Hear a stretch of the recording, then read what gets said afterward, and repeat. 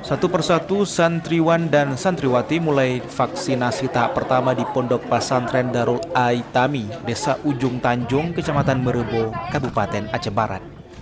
Pondok Pesantren Darul Aitami merupakan pondok pesantren pertama mengikuti vaksin COVID-19 yang digelar oleh Polres Aceh Barat dan Kodim Aceh Barat secara keliling. Sebelum divaksin, para santri dan ustadz terlebih dahulu menjalani pemeriksaan kesehatan seperti cek tekanan darah, suhu tubuh, serta penyakit yang diderita. Di pondok pesantren ini, jumlah santri yang akan divaksinasi sebanyak 200 orang dari total 400 santri yang dilakukan secara bertahap.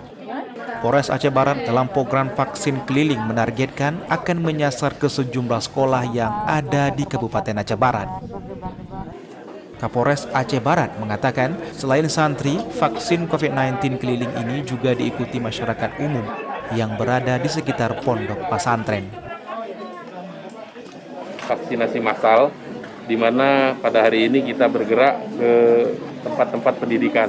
Di mana dalam hari ini kita ke Dayah, kebetulan alhamdulillah pimpinan Dayahnya pun sudah mau divaksin dan kita akan ikuti terus. Kebetulan juga sudah keluar dari surat edaran dari Bapak Kepala Dinas Pendidikan Kabupaten Aceh Barat agar seluruh SMA anak-anaknya segera divaksin. Wakil Ketua Satgas COVID-19 Aceh Barat menyebutkan lonjakan kasus COVID-19 masih tinggi. Vaksinasi ke seluruh elemen masyarakat akan terus dimaksimalkan guna menekan angka penyebaran COVID-19. Konfirmasi positif kita saat ini masih tinggi. Kita masih tinggi, tetapi tetap kita melaksanakan upaya yang sakit segera kita sembuhkan. Dan yang terpenting ada dua, yang satu ini vaksin segera kita maksimalkan agar vaksin ini segera cepat diterima oleh seluruh masyarakat. Yang kedua, 3M, 3T itu yang pertama masker. Yang lainnya itu kita sudah mulai harus berdamai dengan COVID, harus sudah mulai terbiasa, tidak perlu takut.